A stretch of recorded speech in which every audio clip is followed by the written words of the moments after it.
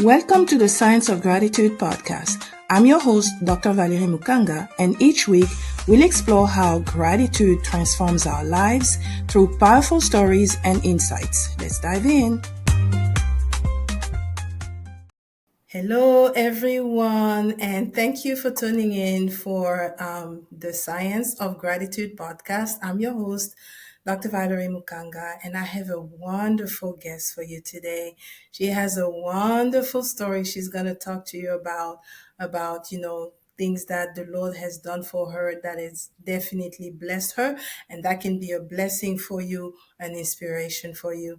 But before we dive in, I am going to ask my good friend. I say good friend because we actually went to elementary school together. Okay, elementary school.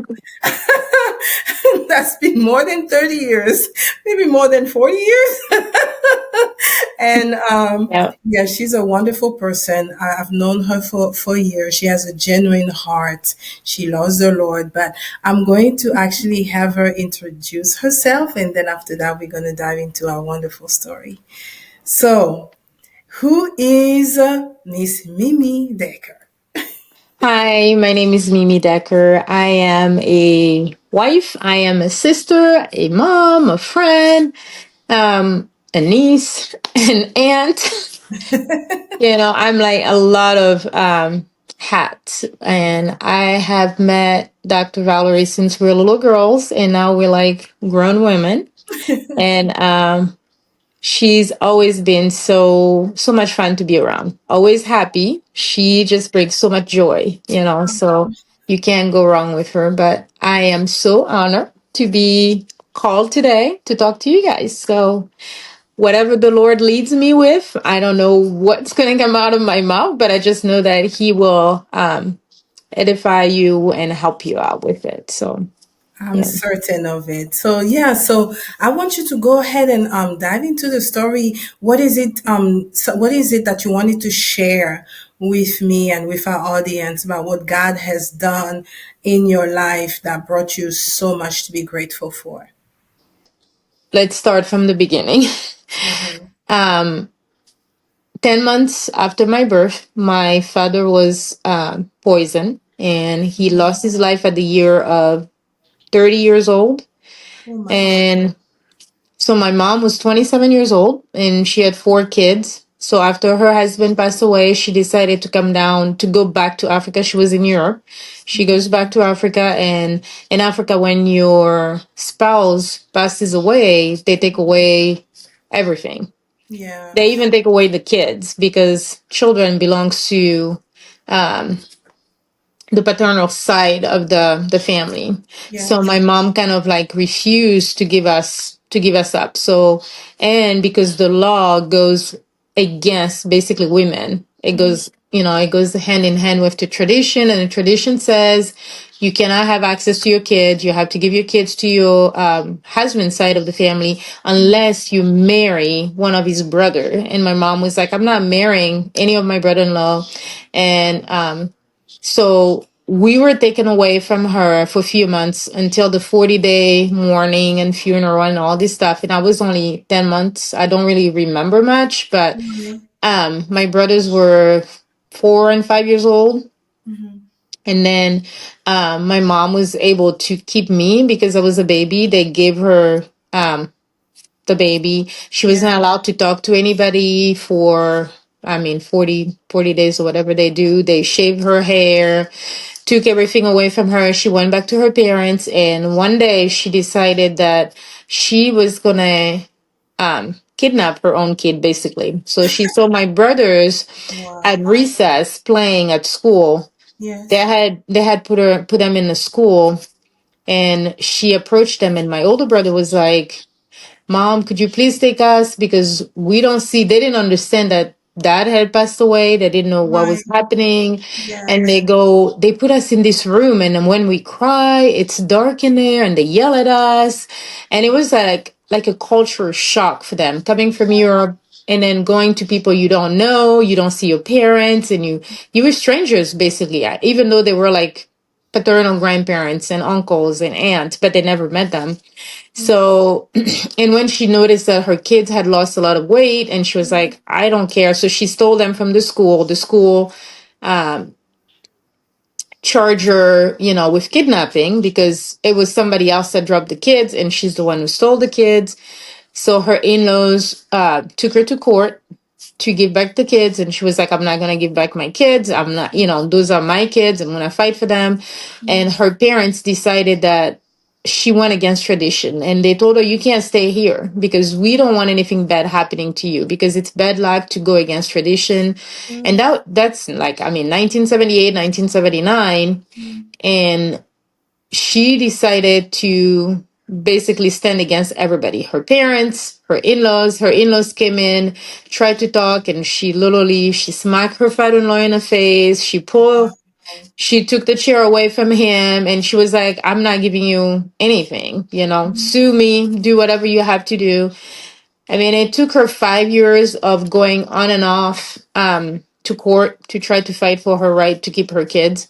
In the Right. meantime, her parents were like, you can't stay here. We have to let you go, because if you stay here, something bad's going to happen.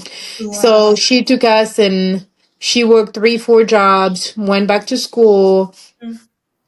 decided to, she did her master in medical management. So she became the director of the Fokin, which is the pharmacy of the University of Kinshasa, the hospital. Okay. And I mean, she really worked her way up by working as a housekeeper, working as a restaurant person. But she used to tell us there are no stupid job, only stupid people. And don't think that if your life gets you like so down that you Mhm, can't get back up. So she literally learned to just rely on God. So mhm, where my story started is I was very angry. mm. I was angry that everybody else had a dad and I didn't have a dad. And why would whoever poisoned him took him away? And my mom used to really get mad at us and will say, you don't feel sorry for yourself. You know how many people wish they have dads, but they wish their dad was not alive because he's abusive.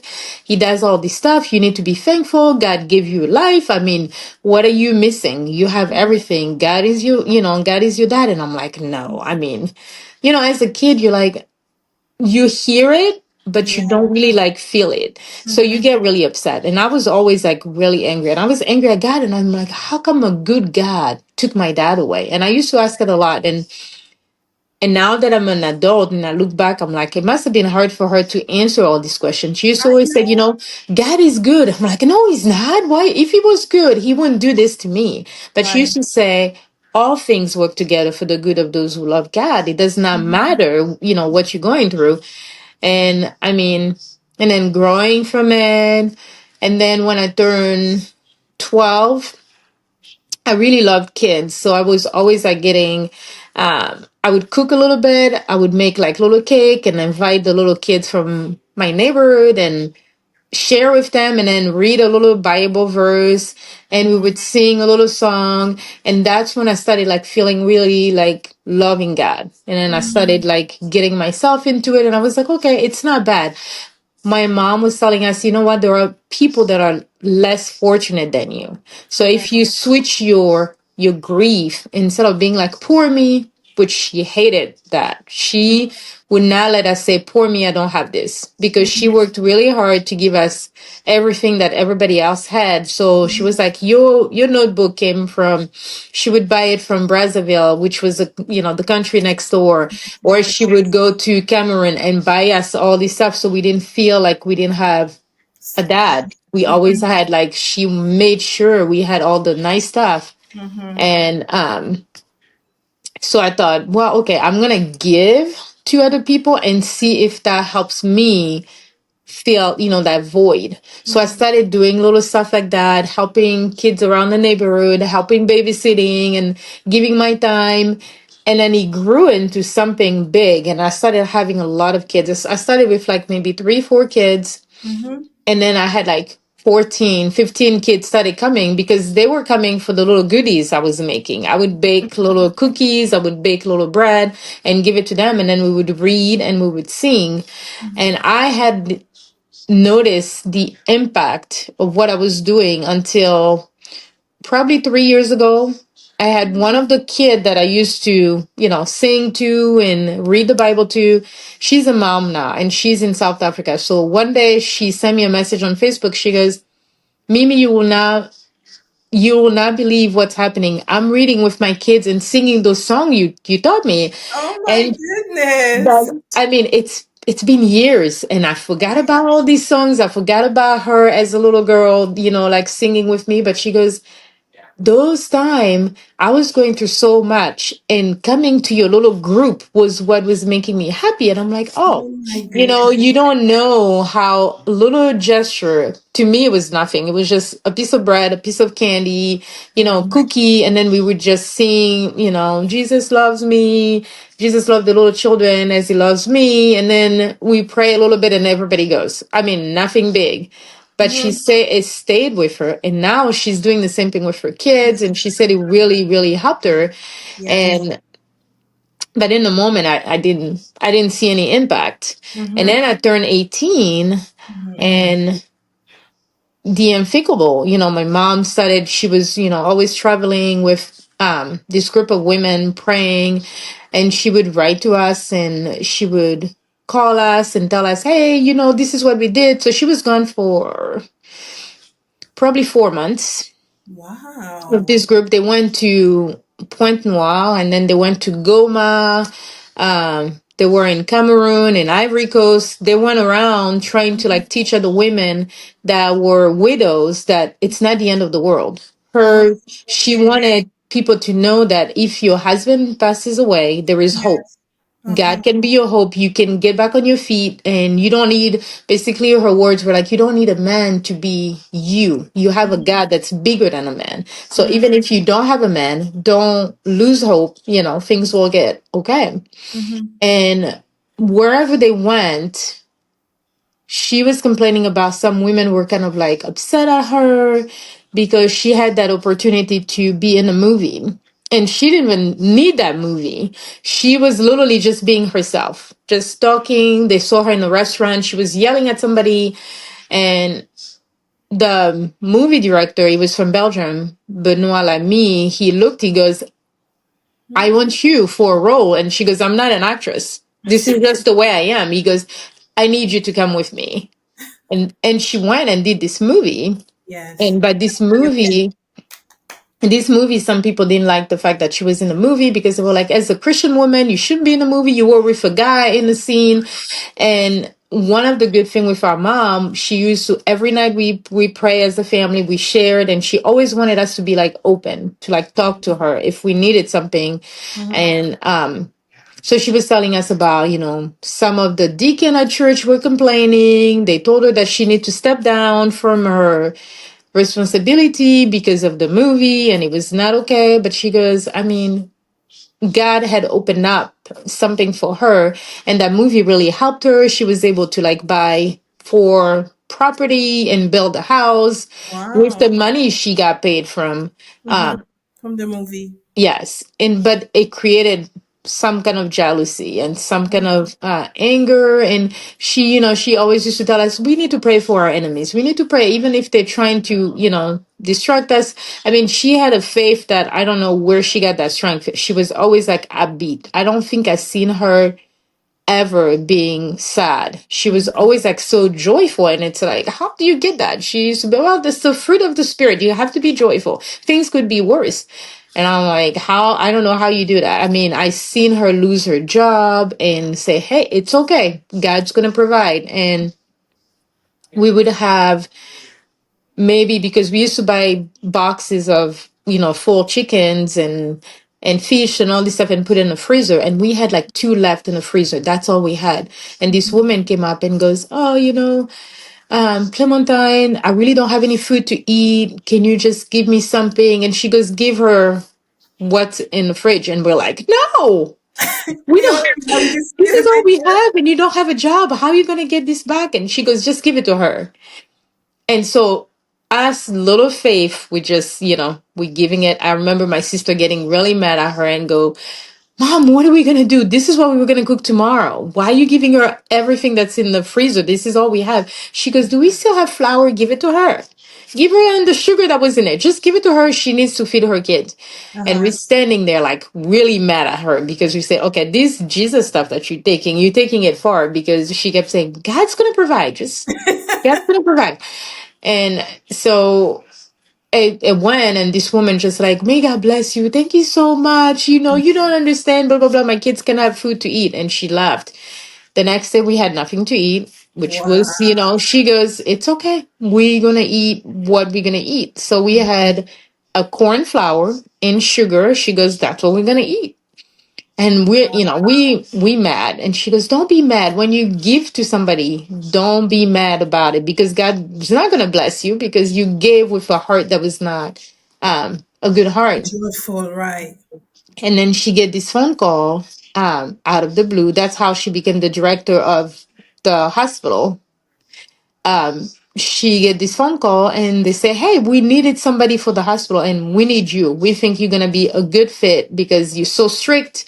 You're going to get the clinic, university, hospital really under shape. And she goes, oh, yeah. They said, when would you like to start? Tomorrow? Okay, we're going to pay you extra in advance because we know we just, she goes, see, I told you guys you a little safe. You have I little. gave I gave a little bit, but Yeah. God gave us a lot Wow. more.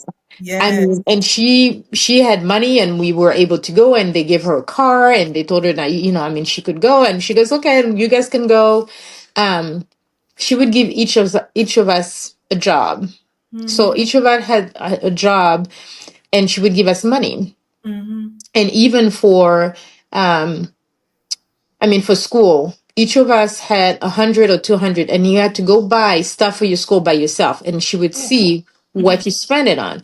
Like Mm-hmm. my brothers, they would go and get the name brand shirt, but we were wearing all white shirt. But they wanted the Pierre Gardin or whatever else. But me, I was like, I'm gonna save my money. I don't want to like spend it all. Yes. And then, like, one of her last letter to me when she went on that trip was like, you need to make sure um, what kind of person you are. Like, are you? She said there was three kind of people. There was the three kind of Christian: a Christian that believe that God is their Lord, their Savior, and they give it all to God.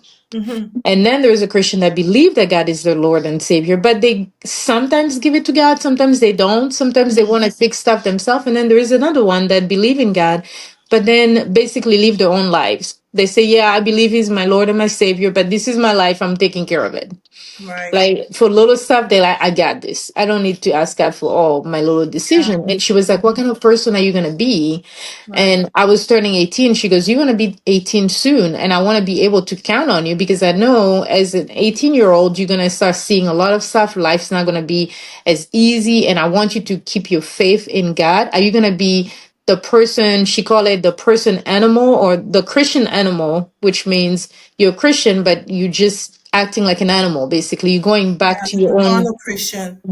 you're going back to your own vomit. She goes, you know how the dogs, they eat their own vomit. Mm. They know they already ate the food, but then they go back to it. So they, like the pig and all this stuff. She goes, what are you going to do with your life?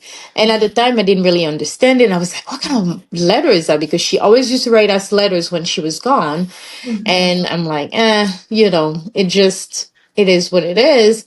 And she comes back. She tells us that on a trip, there were so many people that were like against her. They did not like the fact that she was called, they had Denis Sassou Nguesso, which is the president of the Brazzaville, had Yes. invited, his wife had invited the women to their house or whatever they was. And because she spoke really good French, Absolutely. she was asked to speak on behalf of the other women. Some women were not happy about it, and she believed she was like poison. She was like, I think they put something in my drink because she loved Coke. And Mm. when she came back, she kept um throwing up, and she was throwing up blood. She kept throwing up blood, and we were like, oh, we're gonna get, we have to take you to the hospital. She goes, no, it's okay. And so December 31st, we're sitting there, everybody's going Happy New Year and all this stuff. And I stay because I just feel in my heart that something is happening. And Yes. she goes, she goes, Mimi, I dreamed that for your 18th birthday, it was the biggest party ever. She said, I don't know why, but your party, your birthday was just like the biggest. So we stayed there and my heart just like racing. So she goes, why don't you read me Proverbs? Mm, I started reading Proverbs. Then she said, no, why don't you read Psalm? So I'm reading all the Psalms. She said, louder, louder. And I'm reading louder, but I'm like, my heart is racing. I'm like, are you, something, you can feel something's happening. But she goes, keep reading. And then I read Act 27. I mm-hmm, think it was 27:15 or something like that. But mm-hmm. it was on Act 27, and Paul is on the boat with the other disciple, and the storms raging and all this stuff. And then God said, do not fear, only the sheep will perish. None Yes, of your lives will be touched. correct. I didn't get it at the time, and I was like, okay, so that means she's not gonna die, because this is me in, like speaking inside. I'm like, she's not gonna die. We already had called my friend Bijou's dad, because Mm, he was like sure and certain it was, poison. He goes, we need to go to the hospital. He said, I'll be right there. I'm gonna take her, because my mom was a big woman. We couldn't just lift her up. mm-hmm. And so I'm reading that and I'm like, look, God is saying only the sheep will perish. Our lives are not gonna happen. Not knowing she was the sheep of our family. Oh my That God. was the message that God gave us, but we You didn't see it. understand We it. didn't, yeah, we didn't understand it. We were just like, okay, it's fine. So I'm reading the psalm, and I'm reading the psalm, and she goes, oh, it's gonna be okay. Everything is gonna be fine. Um, Oh but my she God. goes, your party is gonna be the biggest party ever. Mm, She goes, I just have that feeling. So they take her to the hospital. We stay. We keep praying. Me and my brothers, we just praying, and then my oldest brother goes with Bijou's dad. They go to the hospital, and then they come back around like midnight, maybe 1 o'clock, when everybody's saying Happy New Year. And and he happy comes back. birthday to you. Yes. And and he goes, they won't let me see her. And I'm trying Mm, to like wake her up, and they push him out of the room. And he just like, and I looked at Bijou's dad. He goes, we lost her. And I'm just like, what? Because I had peace. And I was like, but God just gave me this Bible verse that nothing's going to happen. Our lives are not going to perish. Only the sheep will perish. And I'm going over and over. Okay, God, what is this that you just told me? You told me nobody, our life's going to be safe. But not seeing that God was already showing me the sheep was her. She was our anchor. She was the one that was going to go. We were not going to be touched. She was my going to be touched, goodness. but we didn't like, understand it. So I'm sitting there. I'm like, okay, God. So then I'm really mad. Of All the course, anger that I had as a little girl. And came I'm like, back. God, why would you do that to me again? I mean, literally, Right.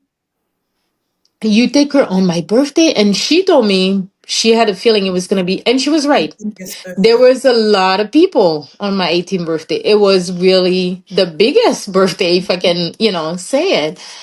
But at the time, I was like not putting two and two together. All I was saying was that God lied to me, Mm-hmm. because he told me nobody will perish. Right. And that verse, I kept repeating it. I kept reading it louder and louder. I'm like, Act 27, nobody will perish, nobody will perish. And I'm like, okay, God. So how? So I was in this disbelief, like in my brain, I was like, maybe she went on a trip and she's gonna come back. Maybe Mm-hmm. it's just, people are just saying it. And Mm-hmm. then the more people were coming, I'm like, is it really true? And then my grandmother came, and everybody's coming, like we just came from the hospital, we saw it, and I couldn't go. Everybody was going, and I didn't want to go. I'm like, God, you can do a miracle, like Lazarus, you can do a miracle. Maybe it's just, maybe they're just not saying, what's happening, Mm-hmm. until when I went to the morgue and I saw her body, and I'm like, I was still in shock. I'm like, no. So I would sit there and be in so much shock. I wouldn't say a word. I mean, I was just like keeping it inside. And I'm like, okay, God, I finally had somebody that would push me in my faith with you.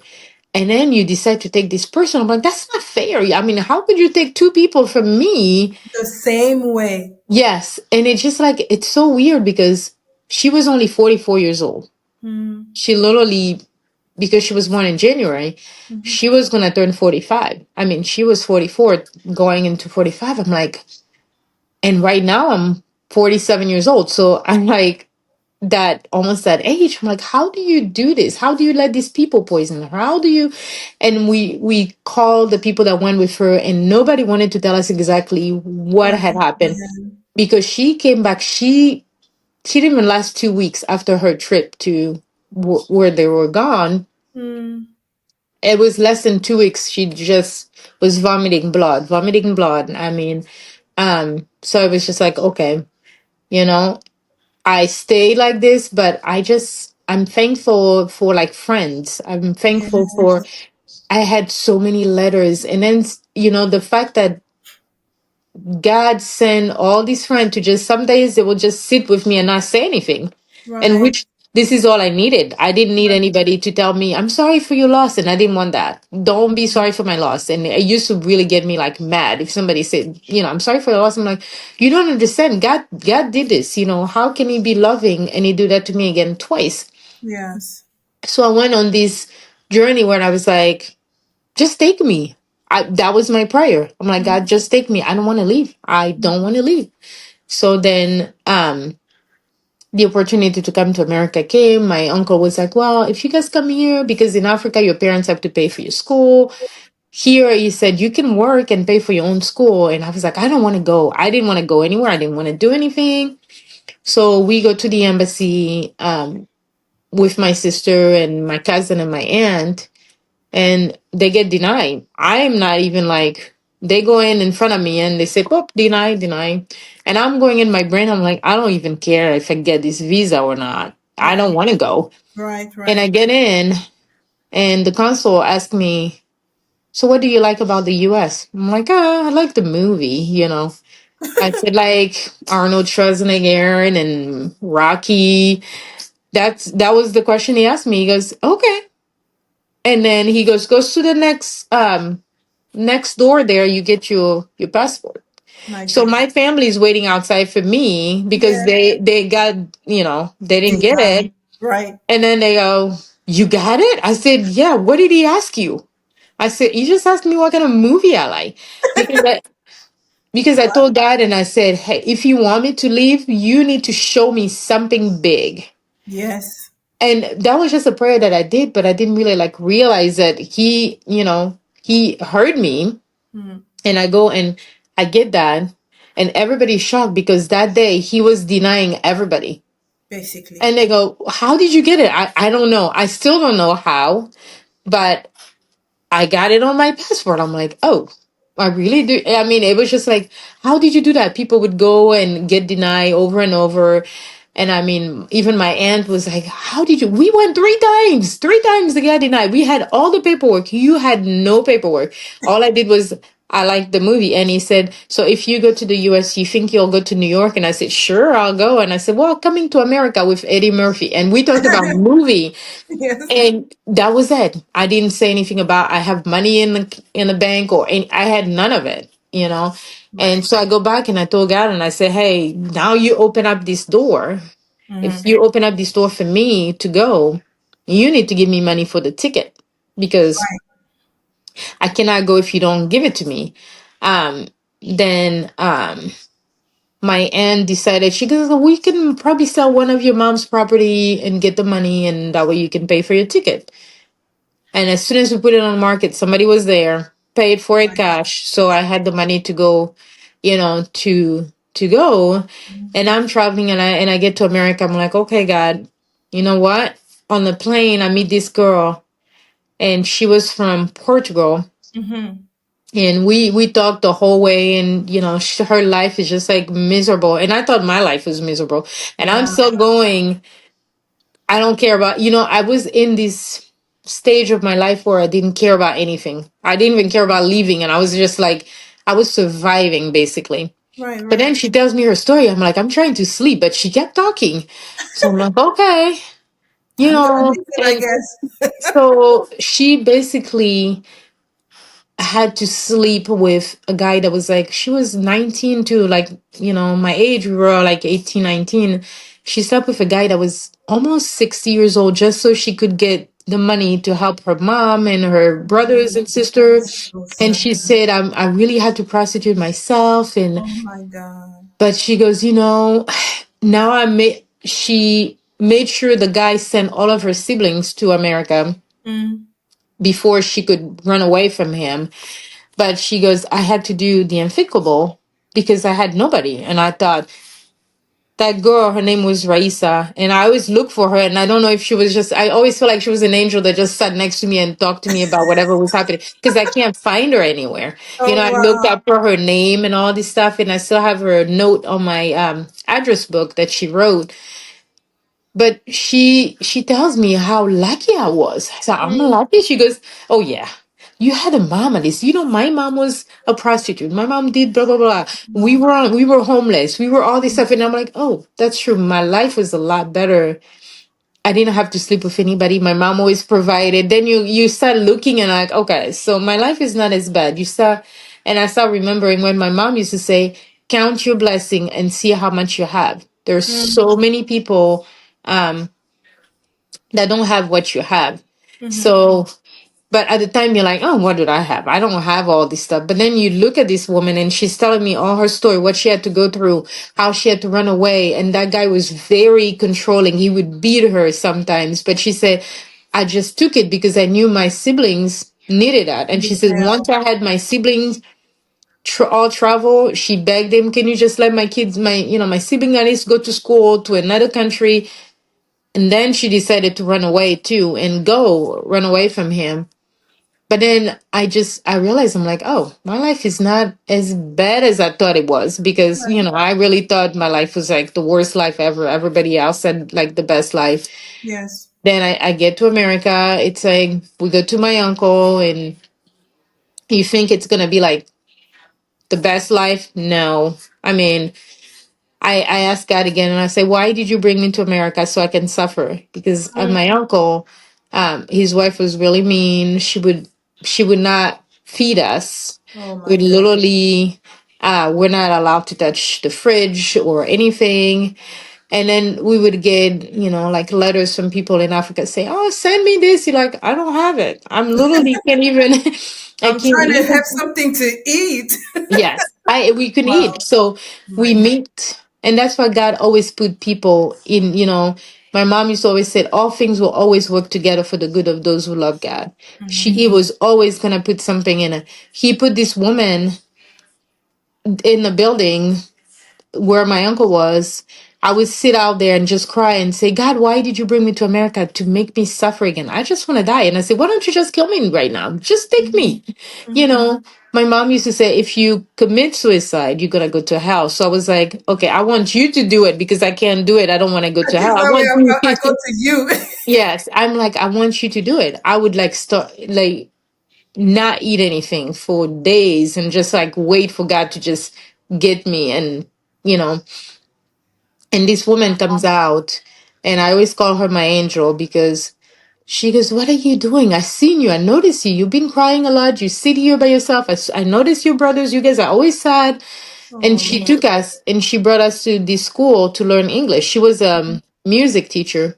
She mm. goes, there is a school for people that don't, like Speak for the English. people, we was in high school, a regular high school, but at Okay. night Mm-hmm. and during the day they also had like free program for poor people and all this stuff. She goes, you guys should go. I'm gonna start taking you. So she would come every day, pick us up, take us to the school so we could learn English. And then she signed us up for the free lunch program at the school so we could have something to eat. Go eat. Yep. And then it was like, okay, she goes, well, and then another woman that she knew started coming and invited us to her church. She goes, you guys need to come to my church. I mean, she bought us our first my first coat in America because we didn't have a coat. She was like, "Oh, here, how come you don't have a coat?" In Michigan, it's winter, it's bad, it's Right. cold. We only had our African outfit, Oh my and she's goodness. like, "I will," she bought us our first stuff, and I mean, like God put people in that were helping. And then she talked to her pastor, and her pastor was like, "What? You guys don't have anything?" And people from the church, I mean, they donated so much. They give us clothes and Oh shoes. my goodness. And my uncle was so mad. He goes, "Go turn it back. You don't take people's stuff. You gotta turn it back." It's like, no, I'm not giving it back. Then um a lady from Cameroon, she saw us one day at the bus stop. She goes, "Hey, what are you guys doing? Do you guys work?" We said, "No, we don't. We can't work." Right. And she takes us and she goes, "Well, I can take you since you don't have papers, but you can do for the boys." She goes, "You guys can work in the kitchen and wash the dishes. Mm-hmm. Nobody's gonna ask you for your papers. You can work there." And she goes, "I'm gonna take Mimi to this Nigerian woman and you can be a babysitter and you can work Oh there." wow. Yes. So I go there and it started well. And then the Nigerian lady turned on me again. So I'm like, okay, God. She tells me, don't look at my husband, don't talk to him, don't say anything to him because my husband can look around. And she was paying me $2 an hour. Oh my goodness. Yes. And she goes, if you say anything, I'm going to call immigration and they're going to deport you. So you can't say anything. You have to take that $2 an hour. So Oh I would get there. I needed to be there at 7 a.m. So it was like really dark where she lived like 35, 40 minutes away. So my brothers, we would walk in the snow with our tennis shoes. my goodness. And at the end of the week, she would pay me $100 per week. Basically, that's what I was getting. She would come home at 8 o'clock, sometimes 8 p.m. And then the next day, if you were 1 minute late, The she two took money off. Yeah. She took the money off. You go there and I mean, and I was like, okay, I can't take it anymore because I would get to her house. She would have parties in lots of people, dishes, mountains of everywhere. dishes, My goodness. clothes on the floor. You had to clean after the party. And if you didn't clean, you were in trouble. And I was like, one day, because I was told not to look at the husband, not to talk to him. So I would have just, every time he walked, I wouldn't say anything. She would leave work before him. Mm-hmm. And one day he said, I notice you're always so sad and you never look at me. You never say anything to me. What's going on? Mm-hmm. And he said, where are you from? And I didn't want to, I was like, I'm from the Congo, but he goes, I said, I'm not allowed to talk to you. Could you please don't talk to me because she's going to be mad and she's going to take the money away from me. She already told me.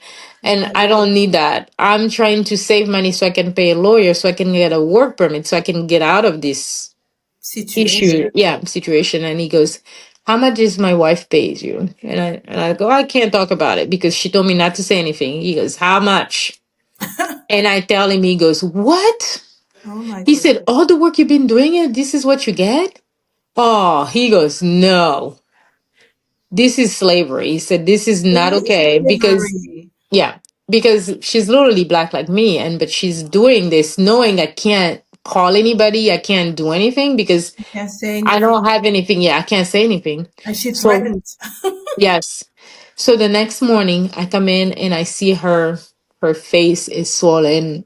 I mean, I guess he punched her, he did something to her, I Oh don't know. goodness. She goes, what did you do? I'm like, I didn't do anything. I don't know what happened. She goes, because of you and blah blah blah. You want to destroy my marriage?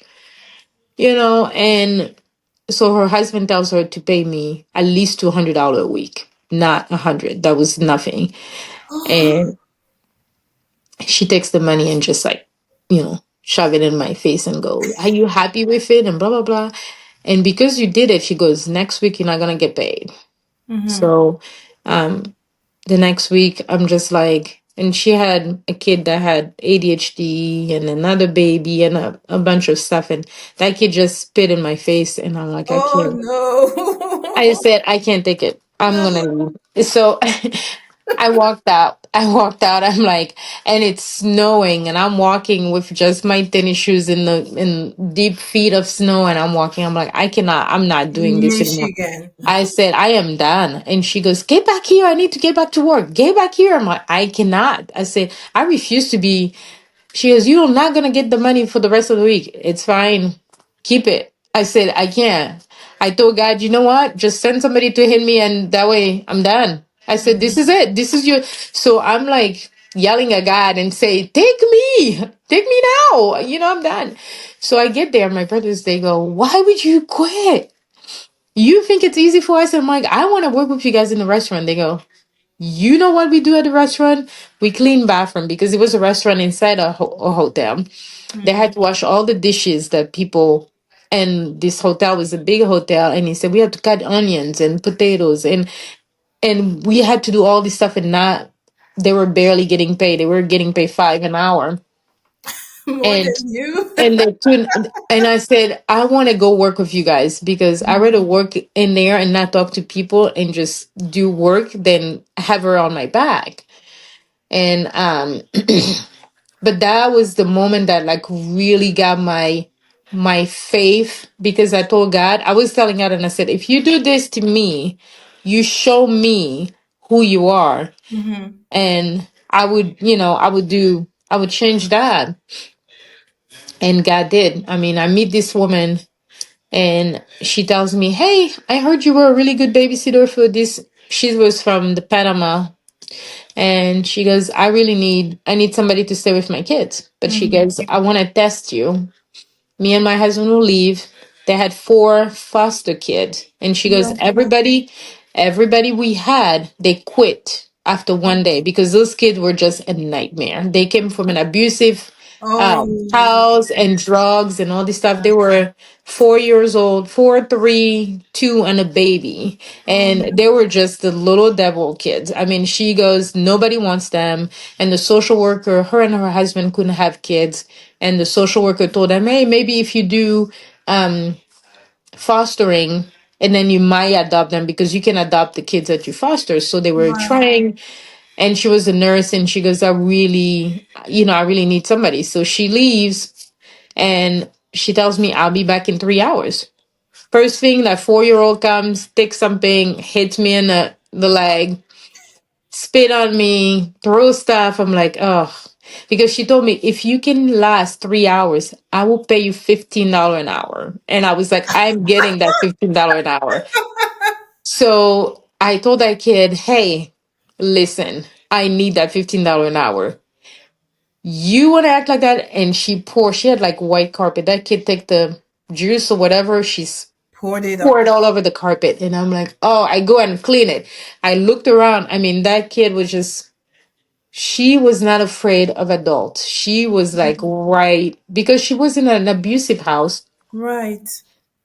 She was kicking me and all this stuff. And then and the baby's crying, and I'm trying to put the baby. And I'm like, I will make it. And I'm looking, it was 5 p.m. and I had to make it till 8 before this lady comes back so I can get the job. Right. And finally, she gets tired. She wants something from the fridge. She can't reach. I'm like, no, I'm not giving it to you until you pick up. She goes, no, you pick it up. No, I'm not picking up. So I said, I'm getting this money and I will make it to 8 o'clock. So the two of us can stay here, but I will not pick that up. I said, you will clean.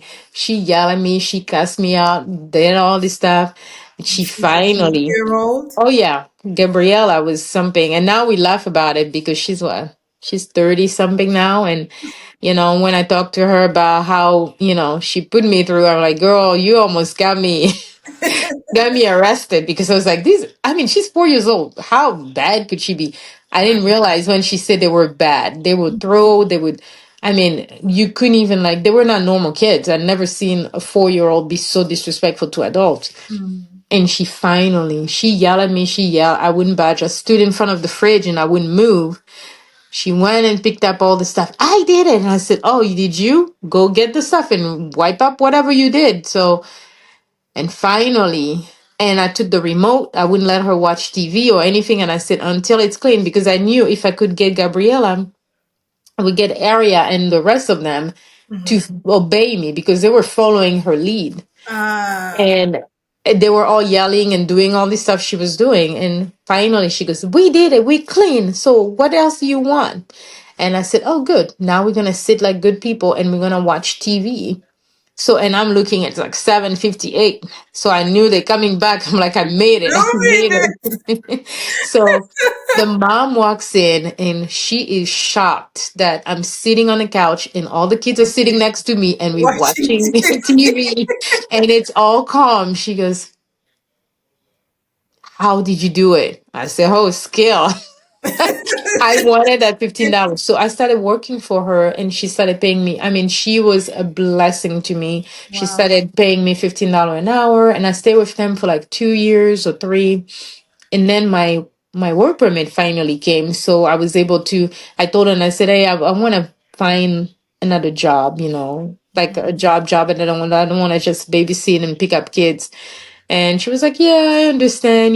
Thank you so much. You're always welcome here." I mean, she treated me like family. I mean, it was just my blessing Yes. after the Nigerian lady. And then I worked, I got my license, my CNA license, and I was working in a nursing home. And hey, who pops up? It's her. They put her as the director of nursing in the place where I was. So I she am goes, curious. she goes, "Yeah, I trust you," because she knew me from before. She goes, "I want you to be like the scheduler. I want you in the front office. I want you to work with me like that." And a lot of people thought, "Oh, she's doing it because, she's white and she's trying to get you." But no, it was because I was The relationship you the already. relationship we did before, and I left on good terms with her. Right. So I didn't like just leave her. And she was like, "No, I want you to work." And that's where I met my husband. And um Wow. I I met him in that nursing home, and I was not even looking for anybody, didn't want anybody. I was just like working, trying to like avoid Christmas and holidays Mm. because it was reminding me of my mom. And I was like, I'm not gonna do this because she loved all these. She was always a Christmas girl, always happy about it. Mm. And then he goes, "No, I think I'm gonna marry." I'm like, "No, you're not. You don't even know me. And I said, "Right now, I'm not looking for anybody. I just want to live my life without looking for anybody." Right. But then we became friends and we get engaged. And again, God worked things out. Mm-hmm. As I'm sitting there and I looked, okay, the wedding, how are we gonna do this? Where are we gonna get the money? It's not enough. We have to both work for it. And because we're two different race, his family's against it. They don't, it was just a big mess. And so I'm talking to another coworker in the hallway in the nursing home. We're talking as we helping patient, and I'm like, "I don't have the money for like the decoration." And I looked at it and I called a lady. She said it was gonna be like $600, and I don't have it. So this lady is walking behind us, and she hears our conversation, Mm-hmm. and she she goes, "Oh, you're looking for flowers?" I'm like, "Oh, nosy. We're not talking about you. We're not talking with you." She goes, "I can help you." And it's like, oh. You're like, So oh, okay, she, okay. Listen. yeah. So she did the flowers for free Oh, for wow. me, yes. And then well, this ring was like, what, 1,500. And then we took the ring from the store. I mean, my husband got a credit card and bought the engagement ring. But then Mm-hmm. the wedding ring, it's this one. Mm-hmm. Um, as I'm taking care of this patient, and she goes, "Do you have the money for the wedding?" And I said, "No, we don't have the money for this. We're just gonna try to we're gonna just try to elope. We don't have a lot of money and all this stuff." She goes, "Wait a minute." So she calls her son, Fred. Fred owns a jewelry store. And she goes, "I want you to give it to make her a ring because she's been taking care of me." Oh my And it's goodness. like, so Fred made this ring. So, it was just like, and then I don't know if you remember the guy that did our hair, and he was always laughing. We call him Content. I That remember guy. going to the store to the Salon, shop. yes. The The hairdresser. guy, I didn't have anybody for music Mhm. because my mother-in-law was supposed to pay for it. She forgot. So the guy goes, "Hey, I can help you with it." We were laughing we were laughing at him or with him, whatever.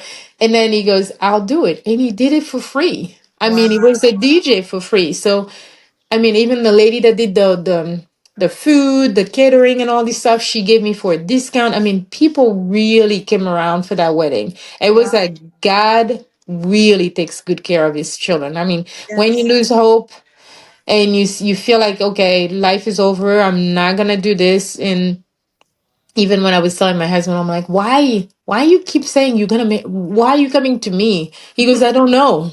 I don't know. I just feel like I will have to marry him. Like, no, you don't. You don't know me.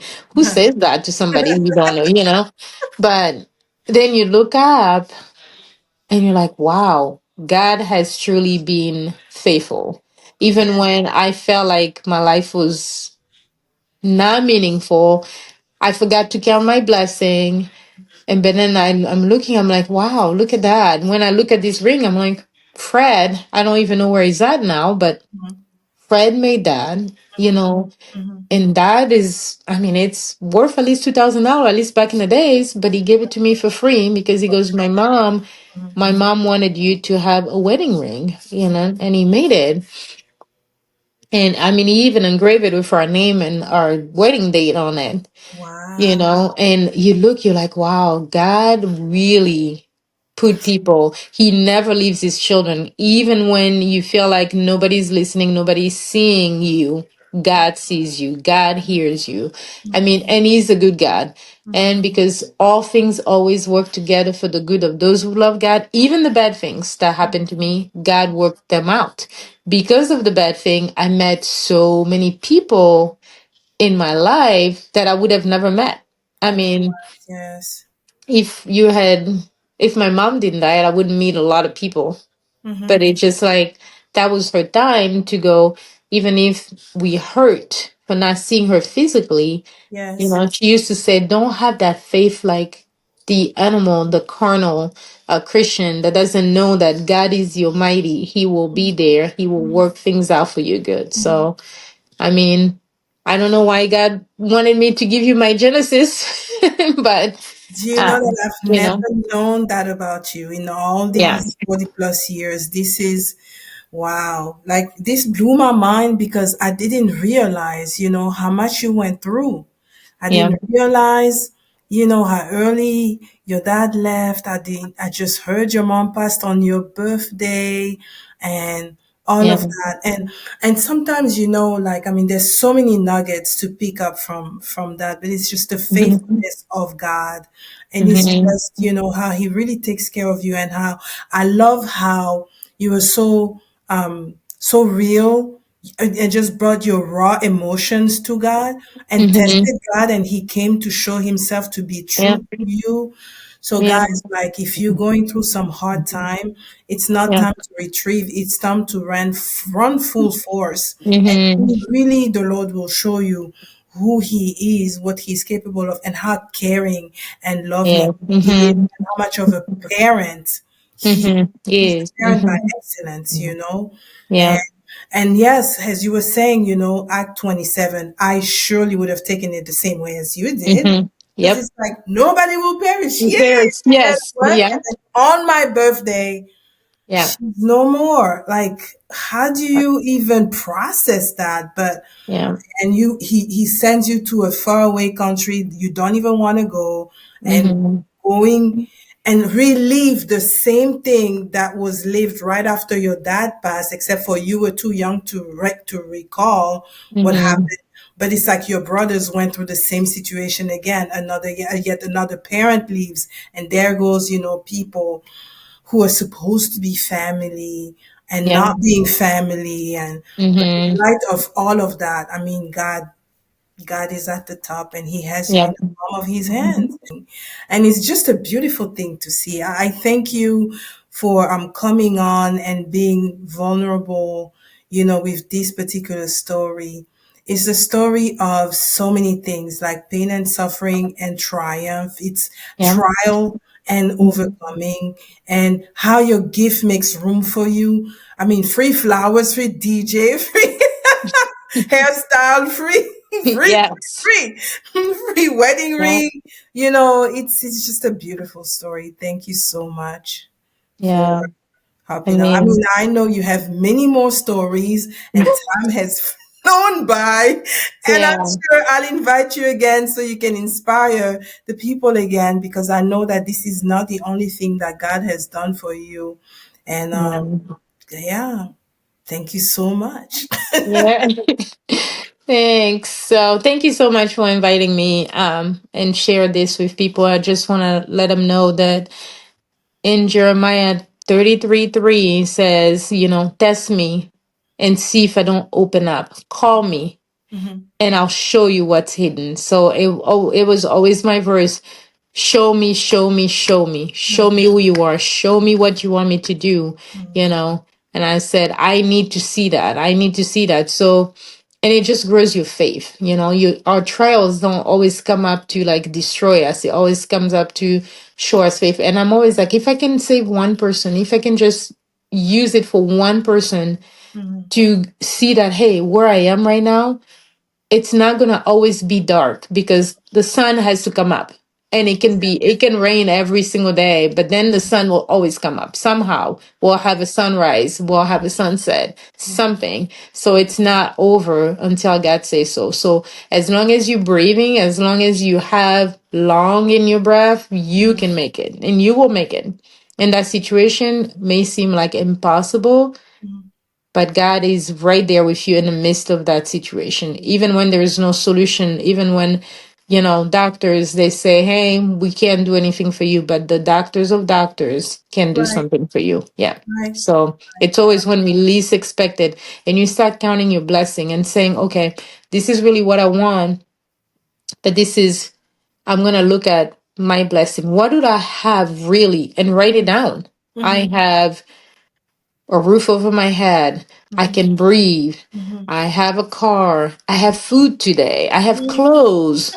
I have friends. I have, a job. mhm. And I have family who loves me. I have neighbors. And when you start counting, you're like, oh, it's not as bad as I thought it was. When you start looking at your blessing. That's why that song, it's like count your blessing one by one, and you'll see that you have more blessing than trials. Right.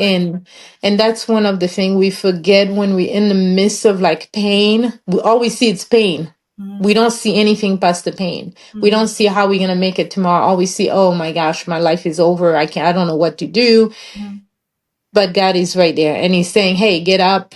You got this. You'll make it, And He said, all things, even your bad things, even your bad experience will always work together for your good. So Yes. you start, you in this room where you're waiting for God to like open up, stuff for you. Start speaking, start saying, I'm rich, I'm blessed, you Mhm. know, Right. everything's gonna work out for me. So, Yes, and be and grateful for all of it, and yeah, be grateful for all of it. That's the case of counting your yeah, blessing, great. Yep. being grateful. Being grateful. Right. Yes. Yep. So All right. Well, well, yeah. well, Miss Mimi, thank you so much. You're welcome. If somebody is going through a hard time, somebody has lost somebody that's dear to them, and they're like, oh my goodness, this lady has so inspired me. I really would like to reach out to her and see if she can, offer a gleam of hope to me. How can they reach you? I mean, they can reach me through email or through my Facebook. Mhm, So, and my email, mimilandu@yahoo.com. You can mhm, always write to me, mhm. mimilandu@yahoo.com, or on Facebook. And I have a business page. Also, I take pictures, Mila D Photography 14. So Yeah, if you're looking, you can reach me out there too, and I can respond to you. I'm on Instagram and on Facebook. So yeah. So wonderful. yeah. Well, we have been blessed. I have learned so much about my friend over so many years. And I'm just sitting here listening and just being so inspired, and I had a mix of emotions. You know, it was like a roller coaster going with her, with the joys and the Yeah. pains and suffering. But she came out, and I said she has a beautiful heart. And if you really need inspiration and you feel like you want to reach out to her, trust me, she will reach back to you. So that being said, this will be the end of the podcast for the day. So excited that you're able to listen in. Until we meet again, be blessed. Okay, we'll see you next time. Yes. Bye. Thank you for listening to the Science of Gratitude podcast. If this episode resonated with you, please subscribe, share it, and leave us a review. Your support helps us keep spreading the power of gratitude. And until next time, stay grateful. God bless you.